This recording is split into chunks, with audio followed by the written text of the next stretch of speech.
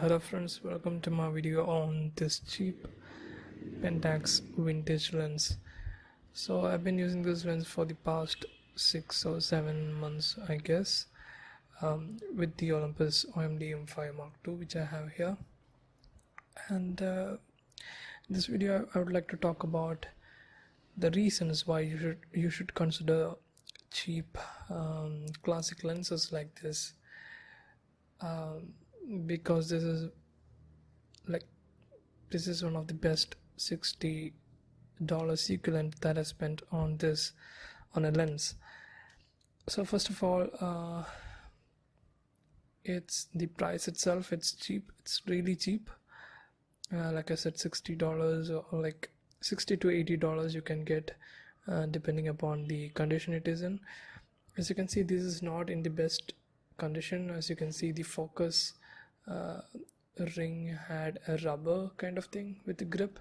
It's not there in this, so it is a bit tricky to focus, but thankfully it is not too slippery, so it's okay, it's totally fine. But depending upon the condition, like I said, you can get this for under $80. And yes, so the second thing is the dramatic photos with the wide 1.4 aperture bokeh. As you can see here, this is at f22 right now, and it is almost closed, and it's actually crazy as how big the opening becomes, once I go to f1.4 in here.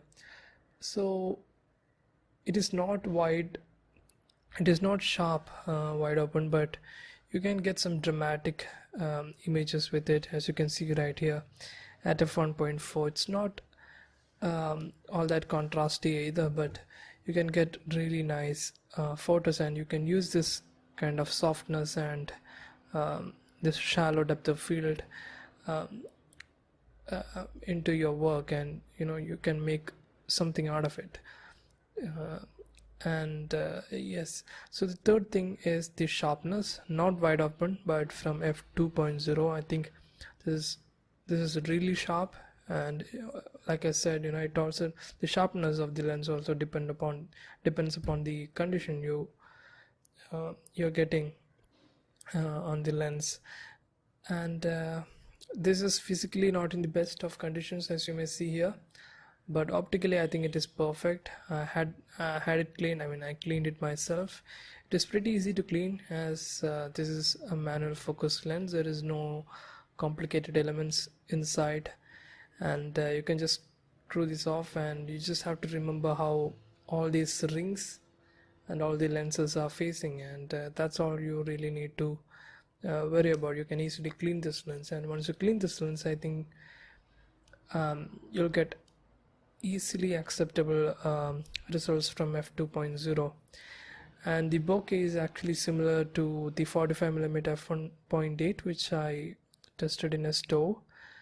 And yes, so the fourth and the final thing that I want to talk, thing that I feel is a pro on this lens is the overall feel. It's all metal, there is no plastic anywhere to be seen, and also the glass, it's like pure glass. It's not like the latest lenses with acrylic and all acrylic mixes, and it's glass, but it's not the type of glass that is being used in old vintage lenses. So because of the metal build and because of the thick glass inside, you will always feel that heft, and it actually screams quality, which is actually quite good. And also the manual focus. So this is not fly-by-wire, this is actually manual focusing, and it's really smooth, very smooth, and with the help of a focus beacon, you can easily focus without any kind of issues, and you'll get that feel of using an old camera, especially with a camera like mine, the M5 Mark II. You'll get all that vintage feel if you want. So that is all the pros that I can find, and there are two cons, and first is, like I said, wide open f1.4. It is not all that cheap. I mean, it's not all that sharp. And the second thing is manual focus only. But if you're in the market to buy a vintage lens, I mean, you know what you're getting into. And for using this lens with the camera, with the latest one of the latest cameras, you have to buy an adapter. So I'm using a Photassi PK to M4 3 mount adapter. You can easily get this for about $13 or something, and it is easy to just snug it in. Voila.